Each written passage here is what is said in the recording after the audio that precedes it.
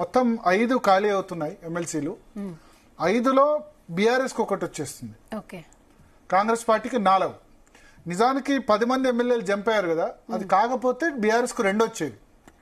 MLC ఎన్నికల్లో సూత్రం ఏంటంటే ఇప్పుడు 5 సీట్లు ఖాళీ అయ్యాయి కదా, 5 + 5 ప్లస్ ఎట్లా ఎమ్మెల్యే కోటా ఎమ్మెల్సీ దాన్ని ఎట్లా ఎక్కేస్తారంటే 119 సీట్లు ఉన్నాయి కదా అసెంబ్లీలో, 119 + 1 + 1 బై ఎన్ని సీట్లు ఖాళీ అవుతే అంతా +1 అంటే 119 బై 5 + 1 అంటే ఎంత 6. 119 5 సీట్లు ఖాళీ అవుతాయి +1 6 అంటే 20 ఓట్లు వస్తే ఒకళ్ళు ఫస్ట్ ప్రాధాన్యత ఓటు కింద ఒక పార్టీ గెలుస్తుంది. సో 22లో 40 ఓట్లు బీఆర్ఎస్కి వస్తే బీఆర్ఎస్ 2 గెలవగలుగుతుంది. కాంగ్రెస్ పార్టీ 23లో 60 వస్తే గెలవగలుగుతుంది. అయితే ఇప్పుడు ఏంది 64 ప్లస్ కాంగ్రెస్ దగ్గర ఎంతమంది 10 మంది ఎమ్మెల్యేలు చంపారు, 74 ఉంది.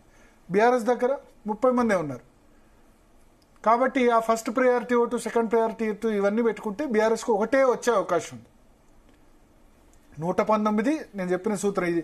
ఏ ఎమ్మెల్సీ ఎలక్షన్లో అయినా ఎమ్మెల్యే కోటా చేయాలంటే సింపుల్, 119 ఏదైతే ఉందో 119 మన దగ్గర ఎమ్మెల్యే స్థానాలు అంటే ఆంధ్రప్రదేశ్లో 175 అట్లా కౌంట్ చేయాలి. 119 బై ఖాళీ అవుతున్నాయి ఎన్ని, ఖాళీ అవుతున్నాయి 5 + 1 119 బై 6 అంటే 20 స్థానాలకు 1. ఈ లెక్కన కాంగ్రెస్ కు 3 రావాలి, కానీ 10 మంది ఎమ్మెల్యేలు జంప్ అవుతున్నారు కాబట్టి 4 వస్తున్నాయి. బీఆర్ఎస్ కు 1 వస్తుంది. బీఆర్ఎస్ నుంచి సత్యవతి రాథోడ్, మహమూద్ అలీ, షేర్ సుభాష్ రెడ్డి 3 ఖాళీలు అవుతున్నాయి. ఒకటి మజ్లిస్ వ్యక్తికి సంబంధించిన ఖాళీ ఉంది. సత్యవతి రాథోడ్ని ఇటీవలే విప్గా నియమించారు, మండలిలో విప్గా. అంటే కేసీఆర్ ఇండైరెక్ట్ గా 2 నెలల కాలంకైతే మండలిలో విప్ పెట్టరు కదా, శాసనసభలో విప్గా వివేకానంద్ గౌడ్ను పెట్టారు, కుత్బుల్లాపూర్ ఎమ్మెల్యే. శాసన మండలి విప్గా సత్యవతి రాథోడ్ను పెట్టారు. 2 నెలల టైంకి అయితే విప్గా బెటర్ కదా. సో ఆమెనే మళ్ళీ నామినేట్ చేస్తారని ఇండైరెక్ట్ గా కేసీఆర్ సంకేతం పంపించారంటారు.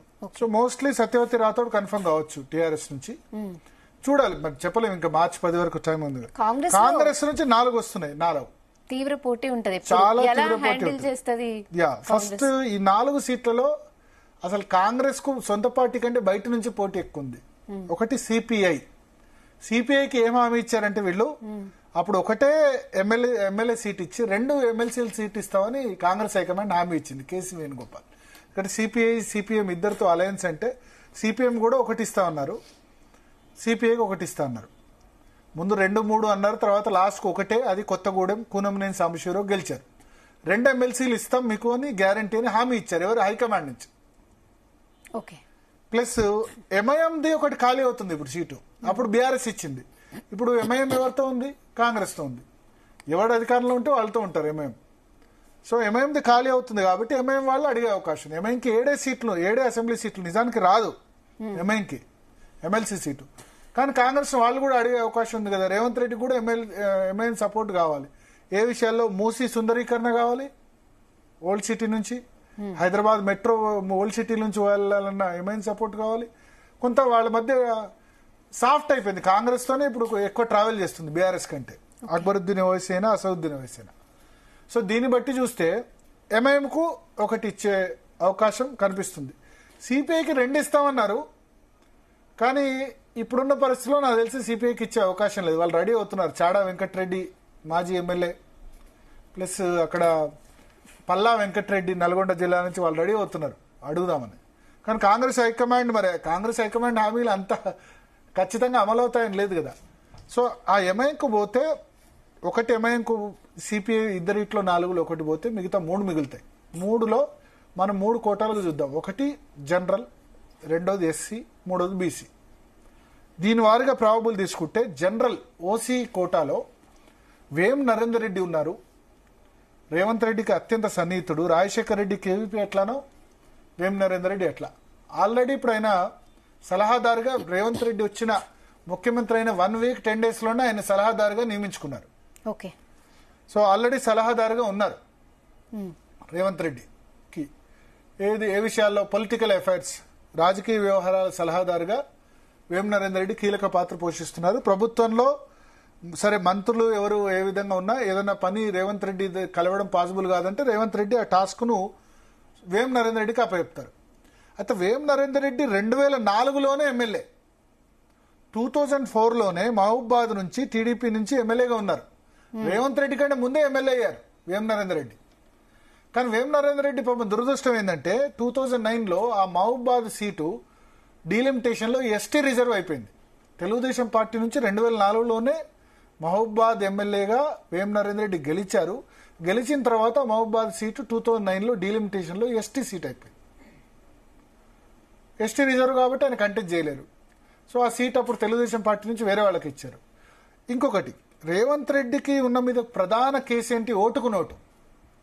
ఓటుకు నోటుకు వ్యవహారంలో ఎవరిని గెలిపించేందుకోసం రేవంత్ రెడ్డి ఆ స్టీఫెన్సన్ లేకపోతే ఆడియో టేబుల్ బయటకు వచ్చి ఓటుకు నోటు అప్పుడు ఎమ్మెల్సీ క్యాండిడేట్ తెలుగుదేశం పార్టీ తరఫున వేం నరేందర్ రెడ్డి. వేం నరేందర్ రెడ్డి గెలుపు బాధ్యతను తన భుజాన మీద వేసుకొని రేవంత్ రెడ్డి ఆ ఓటుకు నోటు వ్యవహారంలో స్టీఫెన్సన్ సంబంధించి మనం అందరం చూసాం, 50 లక్షలు ఇచ్చినట్టు వీడియో టేప్లో ఆరోపణ వచ్చింది. సో వాళ్ళిద్దరు నేను ఈ సంఘటన ఎందుకు చెప్తానంటే వాళ్ళిద్దరి మధ్య ఎంత సాన్నిహిత్యం ఉంది వేం నరేందర్ రెడ్డి రేవంత్ రెడ్డి మధ్య. సో ఆయన గెలిపించేందుకోసం ఈయన అంత సాహసం చేశారు రేవంత్ రెడ్డి. సో ఇప్పుడు గవర్నమెంట్ వచ్చింది. గవర్నమెంట్ వచ్చిన తర్వాత సరే ఆయన ఇప్పుడు వరంగల్ నేటివ్ ప్లేస్ వరంగల్ జిల్లా, వరంగల్ కానీ మహబూబాద్ కానీ రెండు కూడా ఎంపీటీ టికెట్లు ఇద్దామంటే ఒకటి ఎస్సీ రిజర్వ్డ్ ఒకటి ఎస్టీ రిజర్వ్డ్. కాబట్టి ఇప్పుడు ఎమ్మెల్సీ అవకాశం వచ్చింది 4. కాబట్టి వేం నరేందర్ రెడ్డి కూడా ఎమ్మెల్సీ కోరుకుంటారు కదా, అని సలహాదారునే కాదు ఎమ్మెల్సీ. నేను ఇదివరకు 2004లోనే ఎమ్మెల్యే చేశాను, ఎమ్మెల్సీ కోరుకుంటారు. సో దీన్ని రేవంత్ రెడ్డి ఎంతవరకు ముందుకు తీసుకెళ్తారో అనేది చూడాలి. ఇదే రెడ్డి కోటాలో ఇంకో 2 పేర్లు ప్రముఖంగా వినబడుతున్నాయి. రేవంత్ రెడ్డి ఖచ్చితంగా సపోర్ట్ చేయొచ్చు వేం నరేందర్ రెడ్డిని. కానీ ఒక రేవంత్ రెడ్డి సపోర్ట్ చేస్తే సరిపోదు, కాంగ్రెస్ హైకమాండ్ కూడా అంగీకరించాలి. ఆల్రెడీ ఆయనకు సలహాదారు ఇచ్చారు కదా, మళ్ళీ ఎందుకు అనొచ్చు. లేదా జీవన్ రెడ్డిని ఉత్తమ్ కుమార్ రెడ్డి కానీ బట్టి విక్రమార్క కానీ సపోర్ట్ చేయొచ్చు రెడ్డి కోటాలో. జీవన్ రెడ్డి ఆల్రెడీ జగిత్యాల నుంచి పోటీ చేసి ఓడిపోయారు, మొన్న ఎంపీ ఎలక్షన్లో కూడా ఓడిపోయారు. కానీ ఆయన దగ్గర సంజయ్ కుమార్ బీఆర్ఎస్ నుంచి వచ్చి కాంగ్రెస్ పార్టీలో జాయిన్ అయ్యారు. సో తీవ్ర అసంతృప్తి జీవన్ రెడ్డి వ్యక్తం చేశారు. మన గ్రాడ్యుయేట్ ఎమ్మెల్సీకి కూడా ఆయన సిట్టింగ్ ఎమ్మెల్సీ సీట్ ఇప్పుడు ఆల్ఫోర్స్ నరేందర్ రెడ్డి పోటీ చేస్తుంది. కానీ జీవన్ రెడ్డి దానిలో నాకు ఎమ్మెల్యే కోటానే కావాలని పట్టుబట్టారు. సో జీవన్ రెడ్డి ఒకటి పోటీలో ఉన్నారు. ఇక యంగ్ యూత్ నుంచి చూస్తే సామ రామ్మోహన్ రెడ్డి, అతను మీడియా కమిటీ కన్వీనర్ గా ఉన్నారు. మొన్న నామినేటెడ్ పోస్ట్ కూడా ఏం తీసుకోలేదు, ఎమ్మెల్సీ కావాలని చెప్పి, న్యాయవాది. అతను ఆశిస్తున్నారు. ఇక ఓసీల నుంచే ప్రస్తుతం ప్రభుత్వానికి ప్రోటోకాల్ అడ్వైజర్ గా ఉన్నారు హర్కాళ వేణుగోపాలరావు. రేవంత్ రెడ్డికి అత్యంత సన్నిహితుడు. వేం నరేందర్ రెడ్డితో పాటే అతన్ని కూడా సలహాదారుగా అపాయింట్ చేశారు. హైకమాండ్ తో మంచి రిలేషన్స్ ఉన్నాయి, కేసీ వేణుగోపాల్తో, ప్రియాంక గాంధీతో, రాహుల్ గాంధీతో ప్రోటోకాల్. కాబట్టి 2014 నుంచి కూడా ప్రోటోకాల్ ఆయన చూస్తూ వస్తున్నారు. నిజానికి 2018లోనే ఆయనకి ఎమ్మెల్సీ క్యాండిడేట్ డిక్లేర్ కావాలి. అంతలో కాంగ్రెస్ ఎమ్మెల్యేలు కాస్త 13 మంది ఎమ్మెల్యేలు జంప్ అయిపోయారు బీఆర్ఎస్కి. సో అప్పటి నుంచి ఆయన 2014 నుంచి ఎమ్మెల్సీ టికెట్ కోసం వెయిట్ చేస్తున్నారు. అయితే ఆల్రెడీ ఆయనకి ఇప్పుడు ఈ ప్రోటోకాల్ సలహాదారు ఉంది కాబట్టి మరి ఆ విషయంలో ఎట్లా నిర్ణయం తీసుకుంటారన్నది చూడాలి. సో ఓసీ కోటాలో వేం నరేందర్ రెడ్డి, జీవన్ రెడ్డి, హర్కాళ వేణుగోపాలరావు, సామ రామ్మోహన్ రెడ్డి ఉన్నారు. ఇక బీసీల నుంచి చూస్తే మనం ఎన్నికల్లో టికెట్ ఇవ్వని వారి విషయానికి వస్తే ఎర్రావతి అనిల్ నిజామాబాద్ లో బాల్కొండ నుంచి సీట్ ఆశించారు. కానీ అక్కడ ఆరెంజ్ ట్రావెల్స్ అధినేత సునీల్ రెడ్డి అక్కడ పార్టీలో కాంగ్రెస్ పార్టీలో జాయిన్ అయి ఆయన టికెట్ తీసుకున్నారు. సో రేవంత్ రెడ్డికి అత్యంత సన్నిహితుడు. ఒక దశలో రేవంత్ రెడ్డి కోసం బట్టి విక్రమార్కను, ఉత్తమ్ కుమార్ రెడ్డిని, వీళ్ళిద్దరిని కూడా బహిరంగంగా ప్రెస్ కాన్ఫరెన్స్ లో తిట్టిన వ్యక్తి. ఇప్పుడు ఆయన మైనింగ్ డెవలప్మెంట్ కార్పొరేషన్ చైర్మన్ గా అనిల్ ఉన్నారు.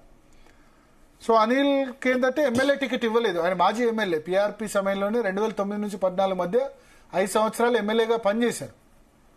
ఎమ్మెల్యేగా పనిచేసి ఎమ్మెల్యే టికెట్ రాదు కాబట్టి ఇప్పుడు ఆయన ఆశిస్తున్నారు. రేవంత్ రెడ్డి ఆయన సపోర్ట్ చేయొచ్చు. ఇక బీసీ కోటా నుంచి వి హనుమంతరావు కూడా ఉన్నారు. వి హనుమంతరావు నిజానికి రాజ్యసభ సీట్ ఆశిస్తున్నారు, మొన్ననే ఆశించారు. కానీ అనిల్ కుమార్ యాదవ్కి వచ్చింది. సోనియా గాంధీకి అత్యంత సన్నిహితుడు, 3 సార్లు రాజ్యసభ మెంబర్ చేశారు, పీసీసీ అధ్యక్షుడు చేశారు. పార్టీ అధికారంలోకి వచ్చింది. కాంగ్రెస్ పార్టీని ఎంతో మంది వీడినా సరే వి హనుమంతరావు మాత్రం కాంగ్రెస్ అంటే వి హనుమంతరావు అంటే కాంగ్రెస్ సిటీలో ఆ విధంగా ఆయన పట్టుకొని ఉన్నారు. బీసీ వాదం వినిపిస్తూ ఉన్నారు. సో ఆయనకు ఎమ్మెల్సీ ఇచ్చి మండలి చైర్మన్ కానీ మండలి వైస్ చైర్మన్ కానీ చేసే అవకాశం ఉంది ఆయన హోదాకు తగ్గట్టు. ఎందుకంటే గుత్తా సుఖేందర్ రెడ్డిది నెక్స్ట్ ఇయర్ టర్మ్ అయిపోతుంది మండలి చైర్మన్. బీఆర్ఎస్ నుంచే గుత్తా సుఖేందర్ రెడ్డి ఎన్నికైనా కాంగ్రెస్ వైపు వచ్చేసారు. ఇప్పుడు కాంగ్రెస్ తోనే ఆయన టచ్ లో ఉన్నారు. ఆయన కుమారుడు గురించి ఆలోచిస్తున్నారు.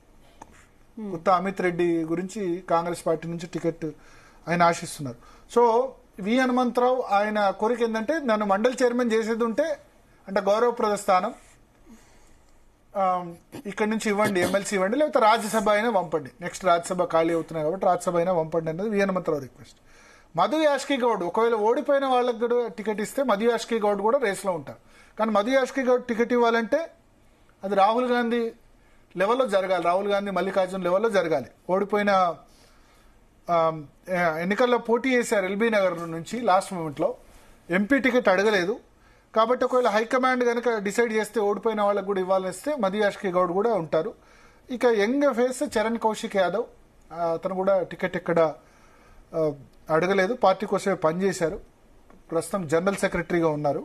యాదవ్ సామాజిక వర్గం కాబట్టి అతను కూడా బీసీ కోటా నుంచి అడుగుతున్నారు. ఇది అంటే బీసీ ఎస్సీ కోటాలో అద్దంకి దయాకర్ ఉన్నారు యాస్టీస్. ఇక బీసీ కోటాలో ఇంకో పేరు సునీతారావు మహిళా కాంగ్రెస్ అధ్యక్షురాలు ఆమె. కాకపోతే ఆమెకు సీటు గోషమాల్ నుంచి ఇచ్చారు. గోషమాల్ అంటే రాజాసింగ్ సీటు, అది ఎట్లా కాంగ్రెస్ పార్టీ గెలవదు. కాకపోతే ఎన్నికల సమయంలో ఆమె ఖైరతాబాద్ సీట్ అడిగింది. ఖైరతాబాద్ లో ఉంటుంది. ఖైరతాబాద్ సీట్ ఇవ్వకుండా ఖైరతాబాద్ సీటు విజయారెడ్డికి ఇచ్చి ఖైరతాబాద్ లేకపోతే అంబర్పేట ఇవ్వండి అంటే ఆమె తీసుకుపోయి గోషామాల్ సీట్ ఇచ్చారు చివరి నిమిషంలో. గోషామాల్ సీట్ అంటే అదేంది కాంగ్రెస్ పార్టీ గోషామాల్ ఎట్లాగో రాజాసింగ్ మన భాషలో చెప్పాలంటే ఇది దేవుడికి ముందన్నట్టు ఆ సీట్ అంత ప్రాముఖ్యత కాంగ్రెస్ పార్టీ గెలవడం ఇంపాసిబుల్ ఉన్న సీటు. సో అటువంటి సీట్ ఇచ్చారు కాబట్టి ఆమె అడుగుతున్నారు మహిళా కోటాలో. ప్లస్ ఆమె బీసీ ముదిరాజ్ సామాజిక వర్గం. సో ఆమె అక్కడి నుంచి ఎమ్మెల్సీ సీటు అడుగుతున్నారు. అయితే ఓడిపోయిన వాళ్ళకి టికెట్ ఇస్తేనే ఆమెకు పాసిబిలిటీ ఉంటుంది. ఎందుకంటే ఆమె కూడా ఎన్నికల్లో ఓడిపోయింది కదా. కానీ ఆమె చెప్పేది అంటే గోషామాల్ సీట్ ఇచ్చారు, నాకు డబ్బులు కూడా ఇవ్వలేదు, అది ఎట్లా గెలిచే సీట్ కాదు, లాస్ట్ మూమెంట్లో నువ్వు కంటెస్ట్ చేయమంటే చేశానని చెప్పి. అయితే ఒకటి సునీతారావు అడ్వాంటేజ్ ఏంటంటే దేశంలోనే హైయెస్ట్ మెంబర్షిప్ చేశారు మహిళలకి. మొత్తం మహిళా కాంగ్రెస్ దేశం మొత్తం మీద 5 లక్షల మెంబర్షిప్ చేస్తే ఒక్క తెలంగాణ రాష్ట్రంలోనే 1,10,000 మెంబర్షిప్ చేసింది. అంటే 20% మెంబర్స్ తెలంగాణ నుంచే అయ్యారు. ఇవాళ అల్కలాంబ జాతీయ మహిళా కాంగ్రెస్ అధ్యక్షురాలు వచ్చి ప్రెస్ కాన్ఫరెన్స్ పెట్టారు.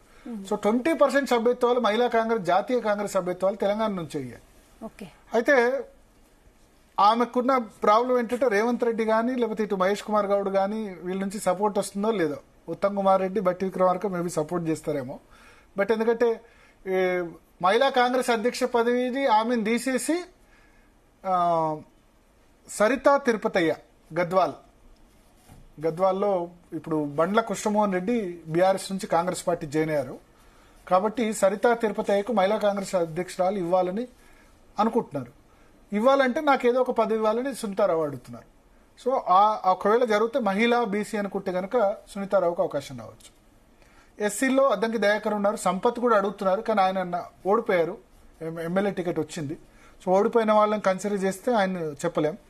అద్దంకి దయాకర్కి మోస్ట్లీ దక్కొచ్చు, ఎందుకంటే మోస్ట్లీ ఉత్తమ్ కుమార్ రెడ్డి కానీ జానారెడ్డి కానీ కోమటిరెడ్డి కూడా పెద్దగా అభ్యంతరం వ్యక్తం చేయకపోవచ్చు ఈసారి. ఇక మైనారిటీ కోటాలో ఇస్తే గనక షబ్బీర్ అలీ ఉన్నారు, ఫహీం ఖురేషి కూడా ఇప్పుడు చైర్మన్గా కార్పొరేషన్ చైర్మన్గా కూడా ఉన్నారు. ఆయన మంత్రి పదవిలో కూడా తీసుకోవచ్చు, చెప్పలేమని కూడా చెప్తున్న పరిస్థితి. బీసీ కోటాలో ఇంకో ఇంపార్టెంట్ పేరు ఉంది, నీలం Madhu Mudiraj. MP ticket MLA ticket ఆయనకి ఇచ్చి వాపస్ తీసుకున్నారు. కాటా శ్రీనివాస్ గౌడ్కి ఇచ్చారు, కానీ కాటా శ్రీనివాస్ గౌడ్ ఓడిపోయారు. ఎంపీ టికెట్ ఆ సమయంలో పిలిచి మెదక్ ఎంపీ టికెట్ ఇచ్చారు, 39,000తో ఓడిపోయారు. సో ముదిరాజ్ సామాజిక వర్గానికి ఒక మంత్రి పదవి ఇస్తానని రేవంత్ రెడ్డి ప్రామిస్ చేశారు. ఒక్క ఎమ్మెల్యే ఉన్నారు మహబూబ్నగర్లో, వాకిటి శ్రీహరి ఉన్నారు మక్తల్ నుంచి. ఆయన కాకుండా నీలం మధు ముదిరాజ్కి ఇవ్వాలని అనుకుంటున్నారు రేవంత్ రెడ్డి. సో ఎమ్మెల్సీ కనుక నీలం మధు ముదిరాజ్కి ఇస్తే మంత్రి పదవి కూడా చేపట్టే అవకాశం ఉంది. సో ఇది అంటే మొత్తం కాంగ్రెస్ పార్టీకి సంబంధించిన ఎమ్మెల్సీలకు సంబంధించిన ప్రాబబిలిటీ లిస్ట్ ఇది ఇవాళకి సంబంధించి. ఇంకా ఆంధ్రప్రదేశ్లో కూడా ఉన్నారు. Okay, so okay. సో మొత్తానికి కాంగ్రెస్ అయితే దీన్ని బాగా హ్యాండిల్ చేస్తుంది అంటారు. చూడాలి, అంటే కాంగ్రెస్ ఎట్లా హ్యాండిల్ చేస్తే అసంతృప్తులన్నీ ఉంటాయి కదా కాంగ్రెస్ పార్టీలో. అసంతృప్తులు ఏ విధంగా, ఇప్పుడు అద్దంకి దయాకర్ ఒకటి అలగలేదు. మొన్న అసెంబ్లీ టికెట్ సమయంలో అయితే గాంధీ భవన్ మీద దాడులు ఇవన్నీ ఎప్పుడు కామనే కదా. కొంచెం కాంగ్రెస్ పార్టీలో అంతర్గత ప్రజాస్వామ్యం ఎక్కువ అంటే చాలా ఎక్కువ. Okay, okay. సో మరో ఇంట్రెస్టింగ్